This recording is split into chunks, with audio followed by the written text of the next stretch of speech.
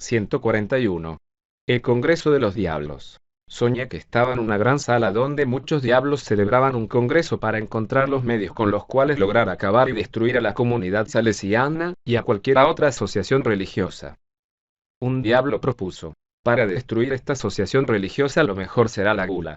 Ella trae el gano para hacer el bien, corrupción de costumbres, malos ejemplos, falta de espíritu de sacrificio, descuido de los deberes del apostolado y... Pero otro diablo respondió: este medio no sirve para la mayoría, porque la comida de los religiosos es bastante sobria y las bebidas alcohólicas son escasas entre ellos. Sus reglamentos mandan que la alimentación sea ordinaria y los superiores vigilan para que no haya exceso en esto. Y el que se excede en el comer y en el beber no solo produce escándalo entre los demás, sino que se atrae el desprecio de los otros. Yo propongo más bien, como medio para acabar con la congregación, al inspirarles un gran amor por las riquezas. Y añadió: es que cuando en una asociación religiosa entra el amor a las riquezas, llega también el amor por las comodidades, y el deseo de tener cada uno su propio dinero para gastarlo en lo que se le antoje, y los religiosos empiezan ya no pensar con caridad en los demás, sino con egoísmo, cada uno en sí mismo. Y el amor al dinero lleva a los religiosos a dedicarse a los ricos que pueden pagar altas cuotas, y se van olvidando de los pobres. Aquel demonio quería continuar hablando, pero le interrumpió un tercero que dijo: qué gula, ni qué amor a las riquezas. Estos religiosos son bastante pobres y bastante sobrios. Además se dedican a atender gentes tan necesitadas, que cualquier cantidad de dinero que les llegue, apenas si les alcanzará para ayudar a tantos pobres que vienen a pedir su ayuda. Yo en cambio propongo como medio para acabar con su comunidad e incitarles a una exagerada libertad. Convencerlos de que no es necesario obedecer a los reglamentos de su congregación. Que hay que rechazar ciertas preocupaciones poco brillantes que se les encomiendan. Que hay que producir movimientos contra sus superiores. Que se puede ir siempre a hacer visitas sin pedir permiso a nadie. Que pueden aceptar toda clase de invitaciones y aprovechar esas ocasiones para salir de casa y otras cosas semejantes. Entonces se adelantó un cuarto demonio y exclamó: esos medios que han propuesto resultan bastante inútiles, porque los superiores los pueden despedir a los rebeldes. Es verdad que algunos se dejarán deslumbrar por el deseo de tener una exagerada libertad, pero ya verán que la mayor parte de estos religiosos se mantendrán fieles al cumplimiento de su deber. Yo les propongo un medio cuya peligrosidad que estos hombres no serán capaces de descubrir tan fácilmente. Consiste en convencerlos de que lo más importante es llegar a ser muy instruidos, que su principal gloria será lograr ser personas de mucha ciencia. Y para eso hay que convencerlos de que estudien mucho para adquirir fama, y no para lograr hacer gran bien a las almas o para ser más santos. Que se instruyan para provecho propio y no para provecho del prójimo que necesita de su apostolado. Hay que llevarlos a que desprecien a los que no son muy instruidos y que les interese la ciencia solamente, y no el ejercer el ministerio sacerdotal y el apostolado que tiene que hacer un buen religioso. Que no les guste enseñar catecismo a los niños, ni dar clases a los pobres, ni pasar largas horas en el confesionario. Que se dediquen solamente a predicaciones en las cuales puedan lucir todo su orgullo y conseguir alabanzas de las personas humanas, pero no a las sencillas predicaciones en las cuales ayuden en verdad a la salvación de las almas. Esta proposición fue recibida con grandes aplausos por todos los diablos. Y yo me puse a pensar con tristeza que a nuestra congregación, y a muchas otras, puede llegar al terrible peligro de que algunos crean que lo verdaderamente importante es ser muy instruidos y adquirir fama de brillantes ante los demás, y mientras tanto descuiden sus deberes de sacerdotes y de religiosos, esos deberes sencillos y humildes de enseñar catecismo, de confesar, de predicar de manera fácil al pueblo ignorante y de dedicarse a labores de apostolado que no brillan ante los ojos humanos pero que sí tienen un gran valor ante los ojos de Dios. Y yo pensaba: qué peligro tan grande el que nos puede venir, que los nuestros deseen solamente la ciencia que hincha y enorgullece y que proporciona alabanzas de la gente, y que esto los lleve a despreciar los buenos consejos de aquellos a los cuales consideran inferiores a ellos en el saber. De pronto uno de los diablos me vio escondido ya en un rincón escuchándoles y entonces todos ellos se lanzaron contra mí tratando de destrozarme. Yo empecé a gritar: auxilio, auxilio. Y me desperté muy emocionado y muy cansado. 142. El futuro de algunos salesianos. Otros avisos del cielo. En la noche del 1 de diciembre de 1885 el seminarista Biglietti se despertó asustado al oír gritos que salían de la habitación de Don Bosco. Corrió hacia allá y encontró al santo que decía: ¡ay de mí! ¡ay de mí! ¡Auxilio! ¡auxilio! Biglietti le preguntó: Don Bosco, ¿se siente mal? Y él, despertándose, le respondió: es que estaba casi ahogado por cosas que estaba soñando y que me fatigan. Y al día siguiente, mientras desayunaba, narró cuál era la causa de sus gritos. Durante 4 noches he visto en sueños una larga fila de salesianos llevando cada uno un cartel con un número. En uno se leía 70, en otro 62, en otro 30. Y cada salesiano iba y se sentaba sobre una tumba. Y allí pude ver muchos detalles acerca de la fecha y el sitio y las circunstancias de la muerte de cada uno. Yo asustado gritaba y esos gritos me dejaban los pulmones destrozados. Nota. Muchos años después de la muerte del santo, un salesiano escribió un libro titulado Cada día con Don Bosco, y allí señala más de 40 casos de salesianos a quienes Don Bosco les dio datos misteriosos acerca del cuándo y el modo de su muerte. Comparando los datos de sus cartas mortuorias con lo que ellos habían contado en vida que Don Bosco les había anunciado, se encuentra una precisión maravillosa. Es que sus sueños eran verdaderos anuncios del futuro. 143. Las fieras con piel de cordero. El 1 de diciembre vi en sueños un gran rebaño de corderos y ovejas que representaban a muchos que trabajaban en nuestra comunidad. Me acerqué para saludarlos, pero me di cuenta de que esa piel de cordero era una especie de cobertura o disfraz que ocultaba a unos tigres, leones, perros rabiosos, cerdos, panteras y osos, y que cada uno tenía junto a sí un monstruo infernal. Un grupo de aquellos monstruos infernales estaba tramando un plan contra nuestra congregación y decían: a los salesianos hay que acabarlos, hay que exterminarlos. En ese momento me vieron allí cerca y se lanzaron contra mí para destrozarme. Yo grité pidiendo auxilio y entonces el secretario padre Biglietti entró en mi habitación y me encontró sentado en la cama, muy angustiado y muy cansado. Sobre ese grupo de disfrazados de corderos vi un letrero que decía: se han hecho semejantes a las bestias. Y al decir estas últimas palabras, el santo inclinó la cabeza y lloró. Su secretario, el padre Biglietti, le dijo: Padre amado, nosotros le seremos siempre fieles. No seremos fieras disfrazados de corderos. Don Bosco añadió: en estos sueños vi también que 2 de los nuestros no celebrarán este año la Navidad en esta tierra. Y en efecto, en ese diciembre murieron allí en la casa salesiana Antonio Guarino y Esteban Pisano. Ah, si yo pudiera ir a las casas salesianas y decirles a los que están en pecado: ¿por qué no confesarse? ¿Por qué no hacer las paces con Dios?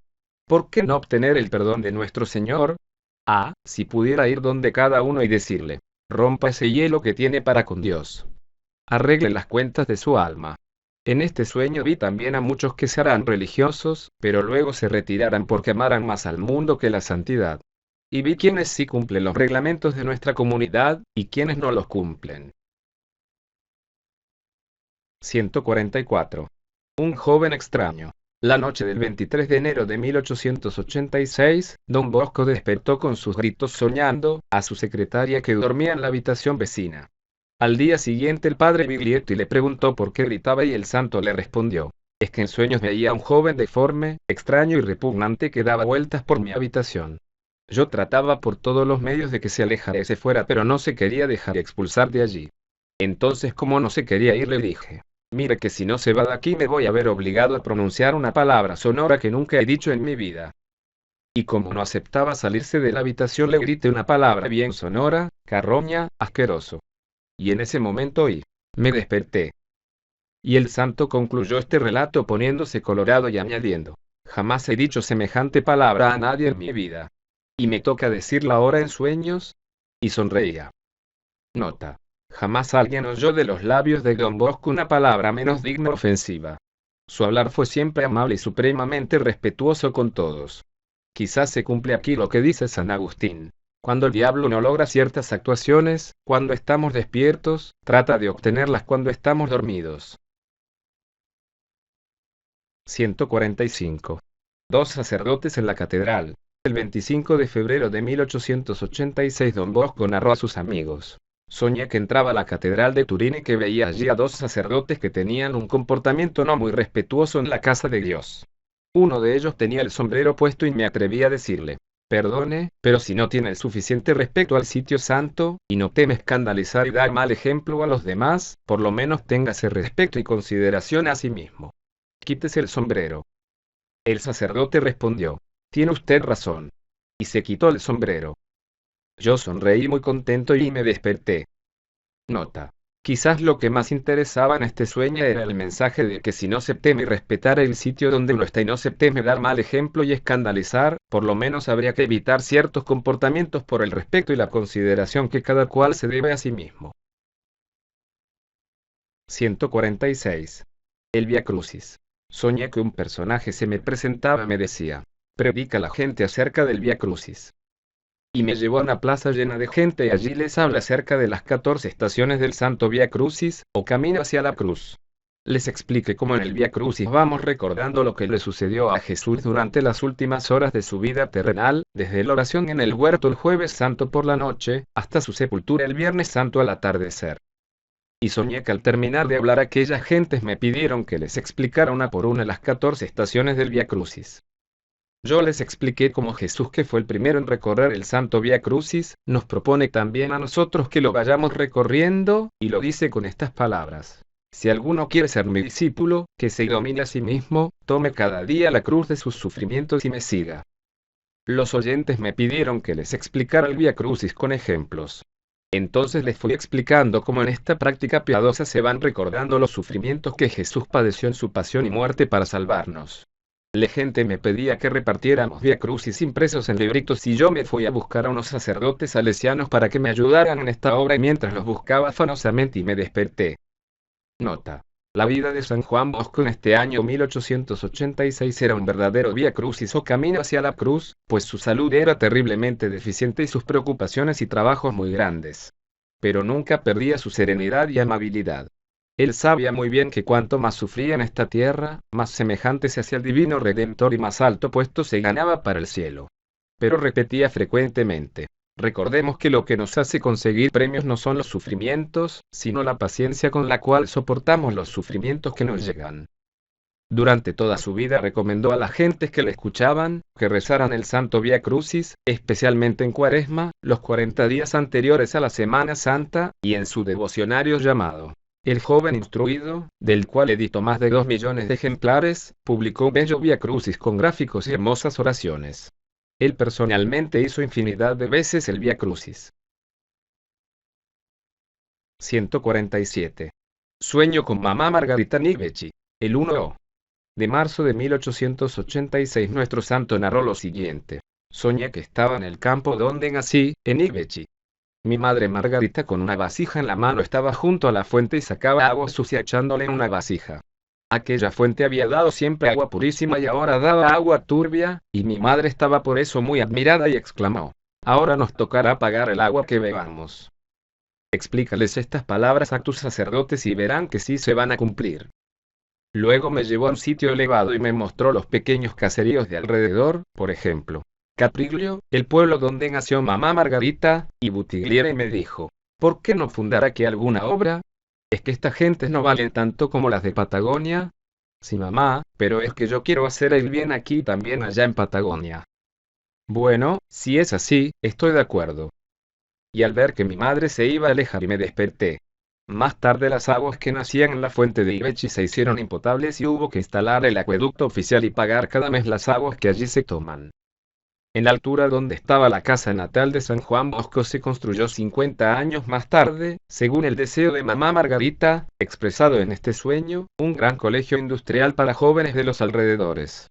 El Instituto Semería, y allí pueden ir a estudiar los jóvenes de Capriglio, Butigliera y demás pueblos vecinos. Así se ha demostrado que los paisanos de Don Bosco son tan importantes para los educadores salesianos como los de la Patagonia y demás misiones. 148. Viaje desde Valparaíso, Chile hasta Pekín, China. La noche del 9 de abril de 1886 soñé que subía a un pequeño monte desde el cual se observaba una inmensa selva, muchos cultivos y oí el griterío inmenso de una cantidad incontable de niños. Y vi venir un grupo enorme de jovencitos que corrían hacia mí y me decían: te hemos esperado tanto. Te hemos esperado mucho tiempo. Pero ahora estás con nosotros y no dejaremos que te vayas. Yo no comprendía qué significaba aquello, pero en ese momento apareció un inmenso rebaño de corderos guiados por una pastorcilla, la cual me dijo: mira lo que tienes enfrente y recuerda tu sueño de los 9 años.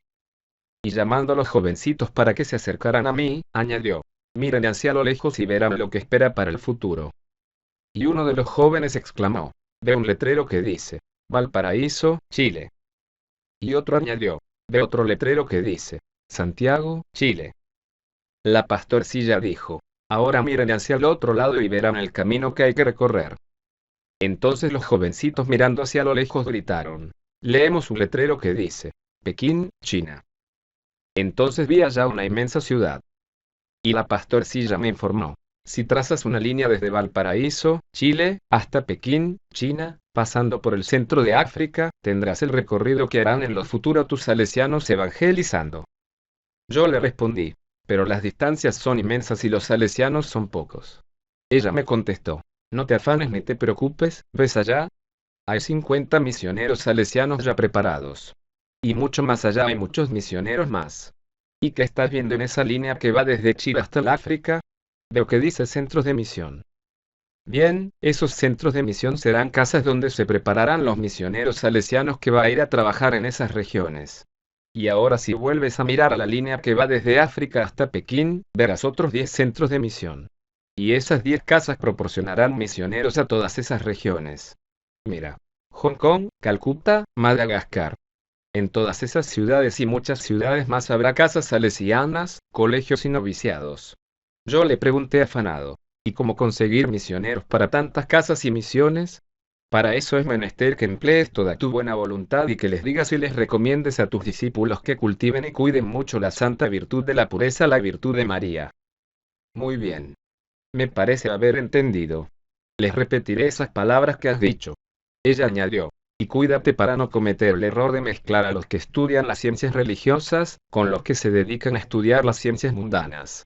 Los que se dedican a estudiar las ciencias divinas no deben mezclarse con los que se dedican a estudiar las ciencias mundanas. Yo quería verle otra pregunta, pero en ese momento la visión desapareció. Explicación. Cuenta Monseñor Caballero que al llegar a Chile en 1887, el año siguiente de este sueño, en una recepción, dijeron estas palabras. Hace 2 años que rezamos y suspiramos para que Don Bosco nos envíe sus salesianos.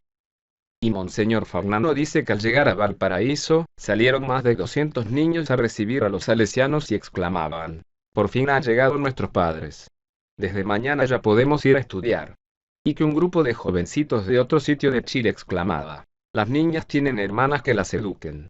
¿Por qué nosotros no podemos tener padres salesianos que nos enseñen? ¿Cuándo será que nuestro padre Don Bosco nos envía a sus religiosos? Se repetía lo que oyó Don Bosco en el sueño. Te hemos esperado tanto. En el año de este sueño, 1886, Don Bosco tenía 600 salesianos, y sus casas religiosas estaban en muy pocos países. Ahora sus salesianos son 17,000 en 105 países. Las 10 casas de formación de religiosos que vio entre Chile y África y las otras 10 que vio entre África y Asia ya existen, y en ese año no había nada de esto todavía por allí. El cumplimiento de este sueño ha sido sorprendente. En todas las ciudades donde vio casas de su comunidad, ya las hay ahora y en muchas más. Las casas salesianas en el mundo son 1,300. Y la divina pastora, la Virgen María, sigue llevando miles y miles de jovencitos a las casas de Don Bosco en todo el mundo. 149. Soñando con el oratorio. El 25 de abril de 1886, estando Don Bosco en Barcelona, España, vio en sus sueños a sus alumnos del oratorio de Turín, Italia. Y notó que el padre Lemoyne invitaba a los alumnos de los 2 cursos superiores para que asistieran a una conferencia religiosa, y que muchos de ellos no quisieron asistir. Luego bajó al sueños a la iglesia de María Auxiliadora mientras se celebraba allí la Santa Misa y vio que las comuniones de los alumnos habían disminuido mucho. Y observó también que muchos jóvenes que debían presentarse a hablar con el superior no lo hicieron. Al día siguiente hizo escribir esto a Turín y avisó que al volver a esa ciudad llamaría a los jóvenes y le diría a cada uno cómo lo había visto en este sueño. 150. Ricos que llegan a ser pobres. El 9 de agosto de 1887 Don Bosco narró el siguiente sueño. Vi en sueños que muchos dueños de finca buscaban pastos para sus animales y no los encontraban. Y decían, ¿qué haremos que no hay con qué alimentar los ganados? Y otros respondían, tendremos que matar el ganado y comernos la carne. Como en tiempos de José en Egipto, aquí las vacas flacas devoraran a las vacas gordas. Luego vi unas maletas muy bien cerradas que nadie lograba abrir. Al fin pude abrir una de ellas y estaba totalmente llena de dinero. Y una voz me dijo, Es el dinero de los ricos que pasará a los pobres, mientras que los ricos no lo podrán emplear. Muchos ricos perderán lo que tienen y serán expropiados. Nota. Había aquí avisos de sequías y veranos muy grandes que iban a llegar a los agricultores y ganaderos, y la reafirmación de una verdad que Don Bosco iba predicando en esos años de ciudad en ciudad. Si los ricos no comparten voluntariamente con los pobres repartiendo generosamente con ellos sus riquezas, un día violentamente les quitarán lo que poseen. Lo que podrían dar por las buenas, ganando así mucho premio para el cielo, y no lo quieren dar, lo perderán un día por medio de la violencia, pero ya sin méritos ni premios para la eternidad. Y la historia de las revoluciones y de los continuos secuestros de ricos ha venido demostrando que sí se cumple este penoso aviso. 151. El ramillete de flores. El 31 de enero de 1886 se reunieron junto a Don Bosco los alumnos de los cursos superiores del Oratorio de Turín y le dijeron: «Cuéntenos algún sueño que se relacione con nosotros». Y él respondió: «Una noche soñé que estaba en el patio paseando rodeado de muchos alumnos y que uno de ellos siempre me volvía la espalda. Noté que en sus manos llevaba un ramillete de hermosas flores, pero seguía volviéndome la espalda. Yo le hice ver lo feo que era esa costumbre, y él me respondió: «Es que yo soy como las campanas que invitan a la gente a que vaya al templo pero ellas nunca van a misa». Ese joven lo conozco muy bien, pero no digo quién es. Nota. Quizás les quería insistir en lo peligroso del apostolado, es decir, cosas muy bellas a la gente, pero no cumplirlas el que las recomienda. Cumpliéndose así lo que Jesús decía de los escribas: colocan pesadas cargas y obligaciones en los hombros de los demás, pero ellos no mueven ni un dedo para llevar esas cargas. Mt. 23,4. 152. La humilde esclava del Señor. La noche del 4 de enero de 1887 me pareció ver una persona llena de inmensos resplandores que me decía: «Yo soy la esclava del Señor. He sido enviada para curar a tu enfermo Ludovico Olive. El Señor ha mirado la humillación de su esclava y el Poderoso ha hecho obras grandes por mí». Después ella añadió: «Yo tengo mi morada en lo más alto de los cielos y puedo hacer ricos espiritualmente a los que aman y llenarlos de tesoros celestiales. Para los jóvenes sus mejores tesoros serán que sus palabras sean puras y sus acciones sean castas». Ministros de Dios, no se cansen nunca de insistir en que hay que huir de lo que es contrario a la pureza y de las malas conversaciones. Las malas conversaciones corrompen las buenas costumbres. Los que hablan malas conversaciones muy difícilmente se lograrán convertir de su impureza. Si quieren agradarme, procuren tener buenas conversaciones y darse mutuamente ejemplos de buen obrar. Muchos prometen flores de buenas obras y solo ofrecen a mi hijo espinas de pecados. Y siguió diciendo: «Porque confesándose frecuentemente, su corazón sigue tan lejos de mí. Dedíquense a decir y hacer lo que es bueno y no lo que es malo. Yo soy una madre que amo a mis hijos espirituales pero aborrezco todo lo que es pecado. Voy a venir pronto para llevarme a algunos al descanso eterno. Yo cuido de mis devotos como una gallina cuida a sus polluelos». Dedíquense a hacer obras buenas y no malas acciones. Las malas conversaciones son como una enfermedad contagiosa. Los superiores que no se cansen nunca de avisar acerca de estos peligros, porque va a venir aquel que les va a tomar cuenta del modo como han instruido a los demás. El tiempo que les queda es breve. Por tanto, mientras les queda tiempo, trabajen con ánimo esforzado. Nota. El clérigo Ludovico Olive estaba moribundo y desahuciado por los médicos. Don Bosco, después de este sueño visión, dijo que Olive no moriría por ahora. Y en efecto pocos días después empezó a mejorar y fue misionero en China, donde vivió hasta 1921, 35 años después de este sueño. Al día siguiente de haber tenido este sueño, llamó Don Bosco al padre Lemoyne y se lo narró y le dijo: «Los médicos dicen que Olive se muere ahora. Y la Virgen me dice que vivirá mucho tiempo más. ¿Qué me aconsejas? ¿Decirle que se va a curar?». El padre Lemoyne le respondió: «Don Bosco, lo que usted sueña son visiones venidas del cielo, y siempre se cumplen». «Así es», dijo el santo, «entonces puedes hacer correr la noticia de que Don Bosco ha soñado que Olive no morirá por ahora». Y aquella noche soñó el moribundo Olive que se le aparecía a Don Bosco y le decía: «Dentro de 10 días vendrás a mi habitación, totalmente curado, y me visitarás». Y así sucedió. 153. Las cerezas. El 4 de marzo de 1887 Don Bosco narró lo siguiente: «Anoche soñé que corría terrenos de mi país, que estaban sin cultivar y que una voz me decía: Cuidado, no sea que por cultivar terrenos en países lejanos, en el Mar Negro, se queden sin cultivar los terrenos del propio país. Yo le respondí, estos terrenos parecen sin cultivar, pero es que estoy dejando que crezcan pastos para que se alimenten aquí los rebaños. Luego vi un árbol lleno de cerezas y le pedí al agricultor que las recogiera. Pero al abrirlas vi con tristeza que estaban podridas por dentro. Quizás esté aquí la respuesta a quienes preguntaban por qué enviaba tantos misioneros a otros países teniendo tanto trabajo por hacer en su propio país. Aquellos pastos, para que alimenten los rebaños, eran sus casas de formación, sus seminarios, y de allá salieron muchos pastores bien preparados para misionar en otros sitios. En cuanto a las cerezas, puede tratarse del cumplimiento de aquel antiguo refrán: no todo lo que brilla es oro, para que los apóstoles no se llenen de vanidad, pues muchas veces lo que por fuera parecen frutos maravillosos, por dentro resultan frutos muy llenos de pobredumbre.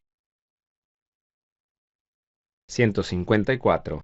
Las uvas. El 24 de marzo de 1887 soñó don Bosco lo siguiente. Soñé que estaba en medio de unas matas de uva en tiempos que no son de cosecha.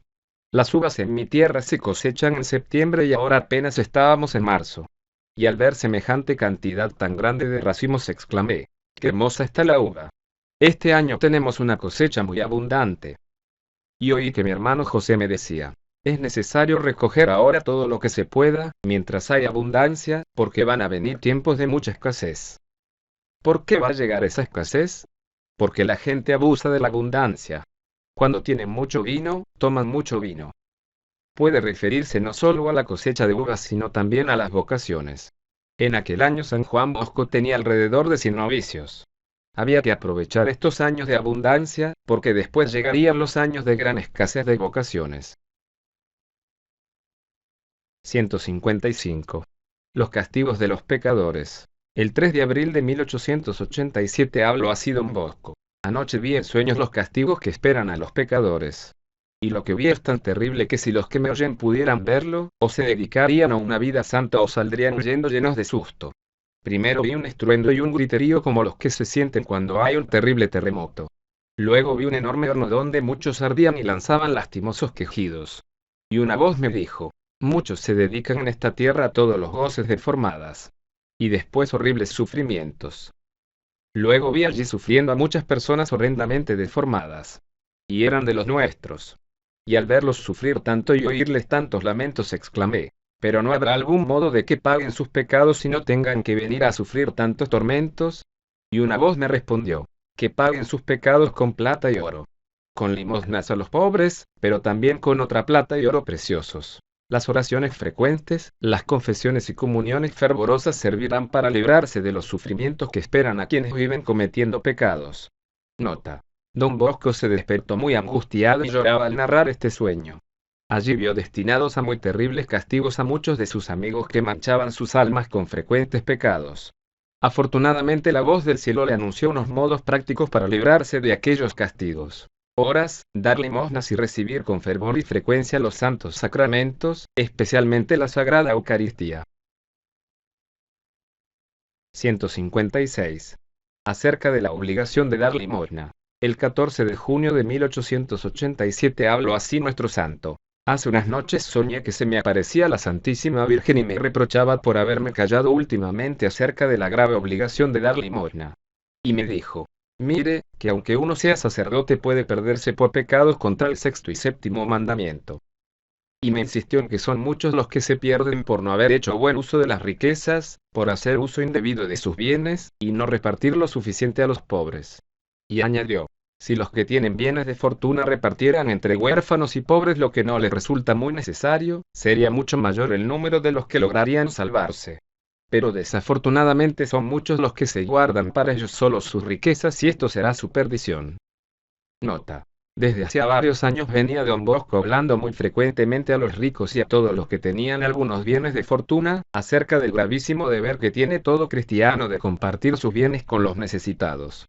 Muchos lo criticaban por esto y hasta lo querían acusar ante las autoridades eclesiásticas por hablar tanto acerca de los graves peligros que les esperan a los que tienen bienes si no los comparten con los necesitados.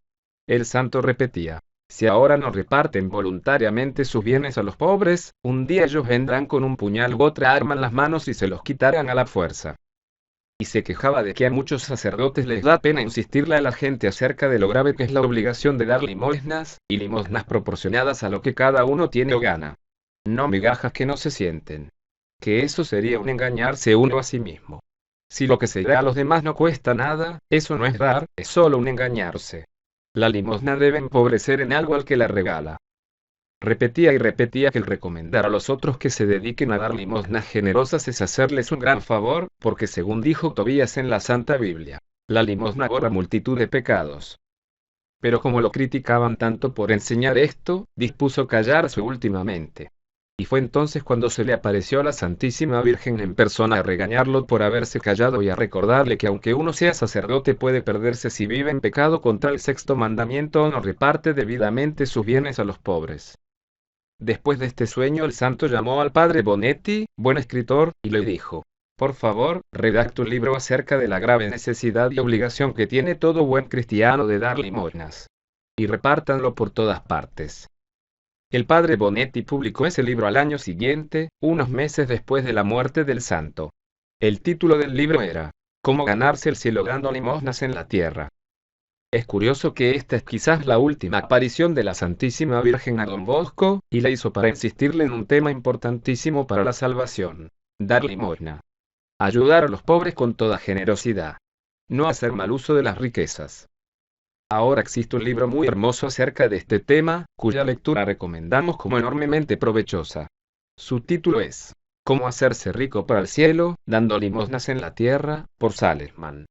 En ese bello libro está lo que San Juan Bosco enseñaba acerca de la grave obligación que cada uno tiene de dar limosna según sus posibilidades, y además otros muchos ejemplos muy hermosos. No dejemos de leerlo, su lectura puede ser de gran provecho. 157. Viaje en compañía del padre Cafaso.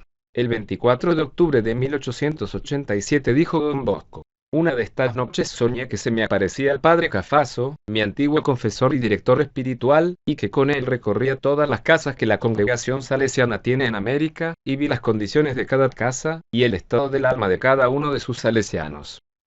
Nota: San José Cafaso fue el generoso sacerdote que le costeó al pobre Juan Bosco la beca en el seminario para que pudiera terminar sus estudios sacerdotales. Después, durante los primeros 19 años de apostolado de Don Bosco, fue San José Cafaso su confesor, su director espiritual, su generoso bienhechor y en muchos casos el único que lograba comprenderlo y que siempre sabía defenderlo. Nuestro santo guardó siempre un gratísimo recuerdo del padre Cafaso, y este vino a hacerle una última visita apenas 3 meses antes de la muerte de Don Bosco. 158. Remedios y peligros de la santa pureza. A finales de noviembre de 1887, 60 días antes de la muerte del santo, fue a visitarlo su apreciadísimo amigo y discípulo, el padre Lemoyne, el que después escribió 10 volúmenes de la vida de Don Bosco, las memorias biográficas, y el santo le dijo: anoche tuve un sueño. Llámele más bien una visión, le dijo el padre Lemoyne. Como tú quieras. Oh, qué bueno es con nosotros nuestro Señor. ¿Y qué has sabido en ese sueño? Vi y oí lo que hay que decirles a los jóvenes acerca de lo que deben hacer y evitar para conservar la santa virtud de la pureza o castidad, y los graves daños y males que les llegan a los que pecan contra la virtud de la pureza. Se me dijo que muchos que cometen impurezas, mueren cuando menos lo piensan, y son castigados. Que los vicios impuros atraen muchas muertes. Y creo que estas enseñanzas acerca de la pureza y de los peligros que hay en perderla, podrán ser de gran provecho para los que desean conservarla o volverla a conseguir. Nota: desafortunadamente el padre Lemoyne vio a Don Bosco muy fatigado y creyendo que no se iba a morir pronto le dijo: padre, lo veo cansado. Si quiere me cuenta después detalladamente lo que le dijeron en este sueño y yo lo escribiré. Pero pocos días después ya el santo se agravó y no se lograron saber más detalles de este sueño. Para alguno que tenga interés en saber muchos datos y detalles de gran importancia acerca de la pureza o castidad, le recomendamos conseguir y leer el impresionante libro titulado La castidad, avisos para defenderla. Su lectura puede hacer un gran bien. 159. Como un santo voló por los aires para llevar una terrible noticia a otra nación. En el año 1886, cuando todavía no había aviones, ni helicópteros, ni dirigibles, ni cohetes espaciales, San Juan Bosco voló una noche por los aires pasando desde Italia, su patria, y por sobre el país de Francia hasta llegar a España para llevarle una espantosa noticia al director de uno de sus colegios. Veamos cómo sucedió el asunto. En el día de fiesta de San Francisco de Sales. Aquella noche el padre Branda, director del Colegio Salesiano de Barcelona, España, dormía tranquilamente cuando de pronto se despertó y vio frente a su cama a San Juan Bosco, que vivía a centenares de kilómetros de distancia, en otro país, en Italia, el cual le dijo: «Padre Branda, levántese y venga conmigo». La habitación había quedado iluminada con una misteriosa luz. El rostro de don Bosco y su mirada estaban llenos de afecto paternal. El padre Branda se levantó y oyó que el santo le decía: «Venga conmigo. Le haré ver cosas tremendas de las cuales no tiene ni imaginación de que estén sucediendo en esta casa». El director tomó las llaves de los dormitorios de los alumnos internos y se fue, siguiendo a don Bosco, que subió por las escaleras y entró en un dormitorio. Allí el santo fundador le señaló 3 alumnos que aparecían con la cara terriblemente desfigurada y le dijo: «¿Ve estos 3 desdichados? Los ha corrompido un empleado de la casa. Uno que si yo no hubiera venido a avisarle, usted nunca se habría imaginado que es él. He venido porque es necesario que esta maldad secreta sea descubierta y se sepa. Padre, usted se fía y le tiene confianza a tal empleado, que se llama NNN. Pero ese es el asesino de las almas de estos jóvenes. Y miren en qué estado han quedado esos pobres». Los muchachos aparecían con la cara deforme y descompuesta. El padre Branda se quedó frío. Jamás había imaginado que aquel empleado fuera capaz de cometer tales maldades. Aparecía exteriormente como hombre bueno y era tenido en el colegio como persona de muy buena conducta. San Juan Bosco continuó diciendo: «Mándolo lejos. Despáchelo enseguida fuera de la casa. No permita que permanezca en medio de los jóvenes, porque es capaz de corromper a otros». Salieron del dormitorio y de pronto se encontraron con el empleado corruptor. Estaba inmóvil, con la cabeza baja, temblando y asustado como un condenado a muerte. El rostro de don Bosco se volvió terriblemente serio y señalándolo con el dedo le dijo al padre Branda: «Este es el que corrompe a los jóvenes». Y volviéndose hacia el corruptor le dijo con voz terrorífica: «Corrompido y corruptor, usted es el que le roba las almas a nuestro Señor. Usted es el que traiciona la confianza que le han dado los superiores. Usted es indigno de trabajar en esta casa». Y con un tono amenazador le siguió reprochando lo terriblemente graves que eran sus pecados, y como en vez de irse a confesar y arrepentirse, se había callado y había parecido hipócritamente como bueno durante muchos meses, siendo en realidad tan malo. Apareció luego allí cerca un joven profesor y don Bosco, mirándolo también aunque no tan seriamente como al otro, le dijo al director: «A este también aléjelo de la casa, porque si se queda será causa de graves pecados». Y diciendo esto se apagó la misteriosa luz que iluminaba todas aquellas habitaciones y el padre Branda se encontró la mitad de su alcoba, después, con las llaves de los dormitorios en sus manos y muy emocionado. Prendió una vela y vio que eran las 4 de la madrugada. Se puso a rezar salmos de la Santa Biblia, y a las 6 se fue a celebrar misa, invadido por un horror que lo hacía temblar, y oyendo en su interior una vez que le repetía: «Decídase a actuar. No tenga miedo a proceder». Pocos días después, desde Turín, Italia, le escribía al padre Rúa, el hombre de confianza de San Juan Bosco, y le decía: «Paseándome con don Bosco le oí decir que fue hasta allá a visitarlo, mientras usted dormía. Y me pide que le pregunte si ya cumplió lo que él le mandó». El pobre padre Branda estaba angustiado. No hallaba qué razones buscar para expulsar a tal empleado, al joven profesor y a los 3 alumnos, pues todos aparecían ante los demás como gente de muy buena conducta. Y una mañana al empezar la Santa Misa sintió un terror inmenso y empezó a temblar y oyó una voz que le decía: «Cumpla enseguida lo que le mandó don Bosco, o de lo contrario, esta será la última misa que usted celebra». El padre director llamó enseguida al jefe de disciplina del colegio, el padre Aime, y le dijo: «Por favor, llame a los 3 jóvenes, N y N por separado, uno por uno, y exíjales fuertemente que le digan cómo se llama el que los ha corrompido. Yo escribo aquí en una hoja sin decírselo a nadie, el nombre del que yo creo que es el corruptor.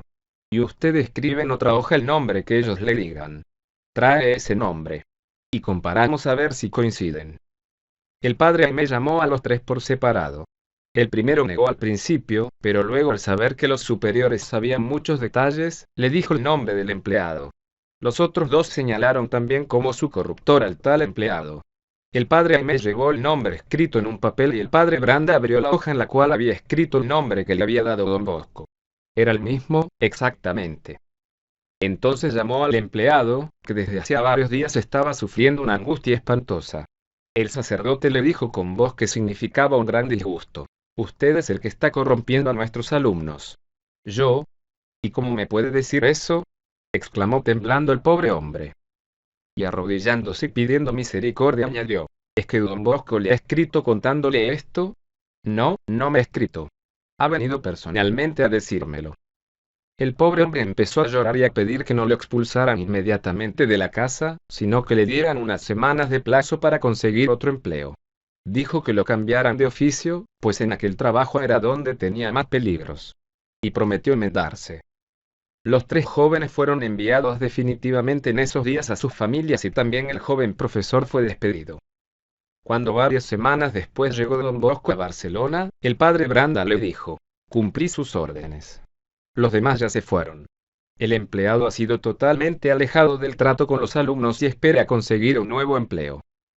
Por orden del santo, unas semanas después se fue aquel empleado, el cual cambió totalmente de modo de comportarse, y llegó a ser excelente persona, y ya no volvió a cometer estas maldades.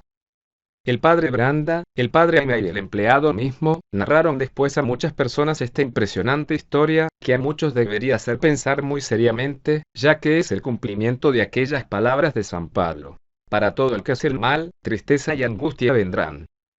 Y de aquellas otras de nuestro Señor: el que no enseñe el mal a un pequeño, más le valiera que le colgaran una piedra al cuello y lo echaran al fondo del mar.